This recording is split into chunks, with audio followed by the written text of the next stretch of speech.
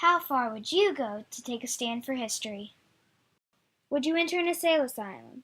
Would you work in a sweatshop? Would you travel the world? Nellie Bly did all these things and many more. Elizabeth J. Cochran, or Nellie Bly, was born May 5, 1864 in Cochran Mills, Pennsylvania. When Elizabeth was only 6 years old, her father passed away, leaving behind 14 children. Her mother remarried a few years later, but her husband's terrible temper left the family in constant fear. After 5 miserable years, Mary Jane filed for divorce. After experiencing her mother's terrible marriage, Elizabeth was driven to find a way to support her mother so they wouldn't be forced to rely on any man. This inspired her to go to a school that trained men and women in business careers. However, she ran out of money before being able to complete the program. Elizabeth, her mother, and 2 other siblings moved to Pittsburgh in 1880, where her brother Charles lived and worked. Little is known about how Elizabeth spent the next 5 years of her life until a series of columns appearing in the Pittsburgh Dispatch in January 1885 would change Elizabeth's life forever. Most people at the time believed women were only useful for housework and other light chores. A series of articles published in the Pittsburgh Dispatch titled "What Girls Are Good For" conveyed that a woman's place was in the home supporting her husband. Elizabeth disagreed based on her observations of her own mother's experience of not being able to depend on her husband. She was so furious that she sent an angry letter to the article editor, Erasmus Wilson, of the Pittsburgh Dispatch. He was so impressed that he offered her a reporting job to write an article for the publication. George Madden, another article editor, was drawn to Elizabeth's work. He asked her to compose another article immediately. Her chosen topic was divorce, filling nearly 2 columns of the Pittsburgh Dispatch with her input on how to avoid divorce. In the 1880s, reporters rarely signed their own names to their articles. As George Madden hurried Elizabeth's article into print, he requested the staff come up with a pseudonym for the writer. Someone suggested Nellie Bly, the name of a popular song by Stephen Foster. George Madden liked the pseudonym and concluded the article misspelling Nellie on accident. Nellie's first article as a staff reporter documented the social lives of poor working women in Pittsburgh. Nellie went to 8 factories in Pittsburgh, all in which the women got an average pay of $1 for producing everything from barbed wire to cigars in deplorable conditions. Her article humanized the factory workers whom many assumed were the worst girls on earth. Although Nellie had proved that she could handle harsh topics, she kept being assigned lightweight topics written by most women reporters of the day. While Nellie admired the praise she was receiving, she got burned out on creating articles on flowers and hair care. Nellie left the staff and began presenting stories on an independent basis before the end of 1885, ready for undertaking a bigger challenge at the age of 21. Realizing that most Americans knew little about the southern neighbor of the U.S., Nellie left for Mexico with her mother in 1886. She became a foreign correspondent and mailed reports to the editor of the Pittsburgh Dispatch about Mexico. Although George Madden didn't approve, he agreed to publish her columns. Nellie soon returned to the Dispatch, but became restless again. Covering arts and theater could never compare to the thrill of being a foreign correspondent, so she made her next career move. Nellie Bly headed to work in New York, the most amazing newspaper town of all, in the spring of 1887. Nellie's goal was to write for the World, published by Pulitzer, because its philosophy was, always fight for progress and reform, never tolerate injustice or corruption, always oppose privileged classes and public plunderers, never lack sympathy with the poor, always remain devoted to the public welfare, not just for a day, not just for a year, but always.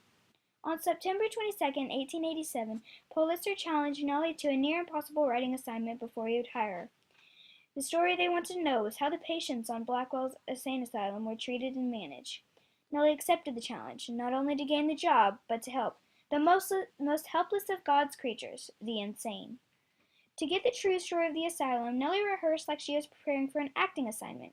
She knew insane people often had many fears, so she read ghost stories to prepare to meet the doctors. She practiced blank stares in the mirror to get herself into character. I had never been near insane persons before in my life, and had not the faintest idea of what their actions were like. Nellie checked herself into a local women's shelter as Nellie Brown, keeping an alarmed look on her face at all times. Nellie wouldn't sleep and walked around telling everyone that would listen that her belongings had disappeared, and that she couldn't remember anything because her head was hurting. A woman from the shelter took Nellie to a county police court, who sent her on to Bellevue Hospital to be examined. After telling the doctor that she was from Cuba and answering many questions, the doctor declared her positively demented and sent her to Blackwell's insane asylum. Nellie spent the next 10 days on Blackwell's Island as a mental patient. She experienced the distressing conditions such as frigid facilities, lack of clothing, insufficient and unpalatable meals, including sometimes spoiled meat, infrequent baths in water that was black with filth, and unsympathetic nurses who frequently reminded the patients that this is charity and you should be thankful for what you get. As Nellie spent more time on the island, she realized that many of the patients were just as sane as she was. After 10 days in the asylum, a lawyer sent by the World arranged her release. Nellie's article sparked change. On her second trip to the island as a reporter, not a patient, she noticed that improvements had already been made. The facility was cleaner, the food better, and the patients had clean clothes. Nellie let nothing hold her back from assignments. Nothing was too dangerous or too much work if results were promised. In 1889, restless for adventure, Nellie proposed a trip around the world as inspired by Jules Verne's novel, Around the World in 80 Days. At first, the World managing editor John Cockrell resisted the idea, until Bly threatened to take the story to another paper. Cockrell quickly assured Bly that she could write about the journey in the world.